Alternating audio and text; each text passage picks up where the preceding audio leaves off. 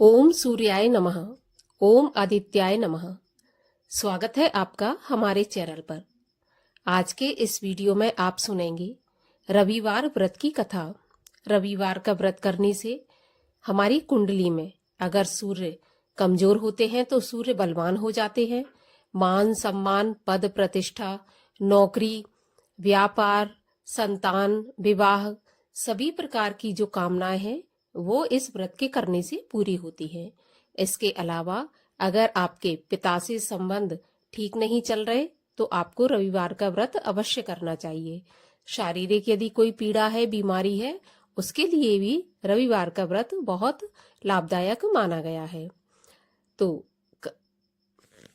कथा आरंभ करने से पहले हम रविवार के व्रत का विधि विधान जान लेते हैं। रविवार का व्रत करने वाले को प्रातःकाल स्नान आदि से निवृत्त होकर लाल रंग के वस्त्र धारण करना चाहिए। शांत चित्त होकर भगवान का स्मरण करते हुए सारा दिन मन में भगवान का भजन करते रहना चाहिए। रविवार के व्रत में एक समय भोजन करना चाहिए, वो भी बिना नमक का। नमक का सेवन रविवार के व्रत में नहीं किया जाता। भोजन तथा फलाहार जो भी आप करना चाहते हैं वो सूर्योदय के बाद से लेकर सूर्यास्त के पहले तक आपको कर लेना चाहिए। मतलब जब तक सूर्य अस्त नहीं होते उसके पहले पहले आपको ये कर लेना चाहिए। अगर आपके निराहार रहते सूर्य अस्त हो जाते हैं तो आपको फिर अगले दिन सूर्योदय के बाद सूर्य भगवान को अर्घ्य देने के बाद ही अपने व्रत को खोलना चाहिए। सूर्य भगवान का व्रत करने पर आपको रविवार के व्रत की कथा सुननी चाहिए और साथ ही आदित्य हृदय स्तोत्र, सूर्य चालीसा या फिर आपको सूर्य भगवान का कोई भी मंत्र आता हो उसका जाप रविवार के दिन लगातार करते रहना चाहिए। तो चलिए अब हम सुनते हैं रविवार व्रत की कथा। लेकिन कथा आरंभ करने से पहले आपसे अनुरोध है कि ऐसी ही व्रत कथाएं सुनने के लिए और हमसे जुड़े रहने के लिए हमारे चैनल को सब्सक्राइब अवश्य करें और आज की कथा अच्छी लगे तो लाइक अवश्य कर दें। साथ ही साथ इस कथा को आगे शेयर भी कर दें।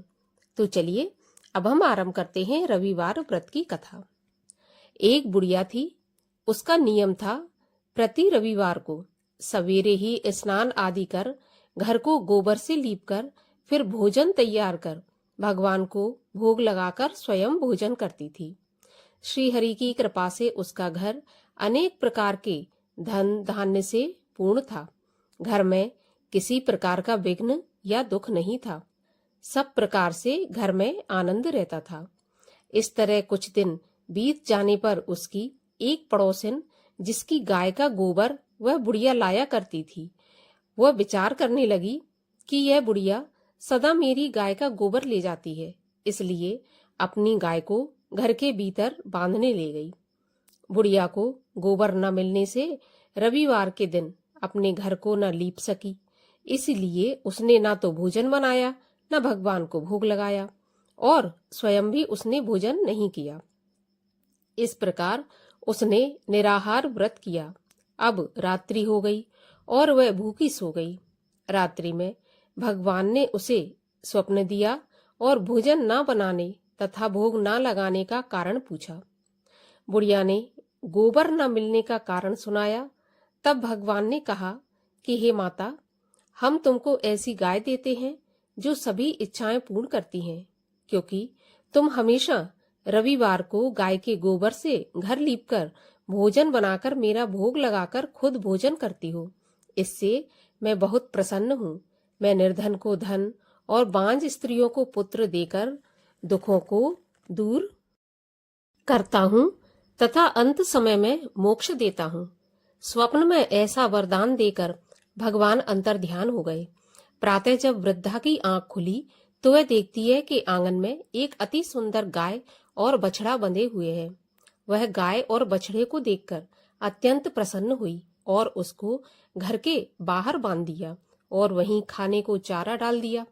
जब उसकी पड़ोसन बुढ़िया ने घर के बाहर एक अति सुंदर गाय और बछड़े को बंधा देखा तो द्वेष के कारण उसका हृदय जल उठा और उसने देखा कि गाय ने सोने का गोबर दिया है, तो वह उस गाय का गोबर ले गई और अपनी गाय का गोबर उसकी जगह पर रख गई। वह रोज ऐसा ही करती और सीधी सादी बुढ़िया को इसकी खबर भी नहीं होती। तब सर्वव्यापी ईश्वर ने सोचा कि चालाक पड़ोसन के कर्म से बुढ़िया ठगी जा रही है, तो ईश्वर ने संध्या के समय अपनी माया से बड़े जोर की आंधी चला दी। तब बुढ़िया ने आंधी के भय से अपनी गाय को घर के भीतर बांध लिया। प्रातःकाल जब बुढ़िया ने देखा कि गाय ने सोने का गोबर दिया है, तो उसके आश्चर्य की सीमा न रही और वह प्रतिदिन गाय को घर के भीतर बांधने लगी। उधर पड़ोसन ने देखा कि बुढ़िया गाय को घर के भीतर बांधने लगी और उसका सोने का गोबर उठाने का दांव अब नहीं चलता, तो वह ईर्ष्या और डाह से जल उठी और कुछ उपाय न देख पड़ोसन ने उस देश के राजा की सभा में जाकर कहा, महाराज, मेरे पड़ोस में एक बुढ़िया के पास ऐसी गाय है जो रोज सोने का गोबर देती है। आप उस सोने से प्रजा का पालन करिए। वह बुढ़िया इतने सोने का क्या करेगी? राजा ने यह बात सुन अपने दूतों को बुढ़िया के घर से गाय लाने की आज्ञा दी। बुढ़िया प्रातः ईश्वर का भोग लगाकर भोजन ग्रहण करने ही जा रही थी कि राजा के कर्मचारी गाय को खोलकर ले गए। बुढ़िया काफी रोई चिल्लाई, किंतु कर्मचारियों के सामने कोई क्या कहता। उस दिन बुढ़िया गाय के वियोग में भोजन नहीं खा सकी और रात भर रो रोकर ईश्वर से गाय को पुनः पाने के लिए प्रार्थना करती रही। उधर राजा गाय को देखकर बहुत प्रसन्न हुआ, लेकिन सुबह जैसे ही वह उठा, सारा महल गोबर से भरा दिखाई देने लगा।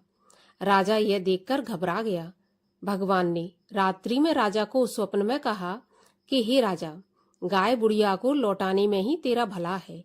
उसके रविवार के व्रत से प्रसन्न होकर मैंने उसे गाय दी थी।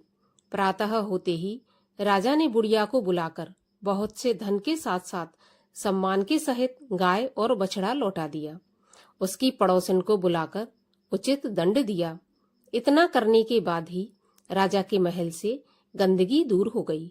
उसी दिन से राजा ने नगर वासियों को आदेश दिया कि राज्य की समृद्धि तथा अपनी समस्त कामनाओं की पूर्ति के लिए रविवार का व्रत रखा करें।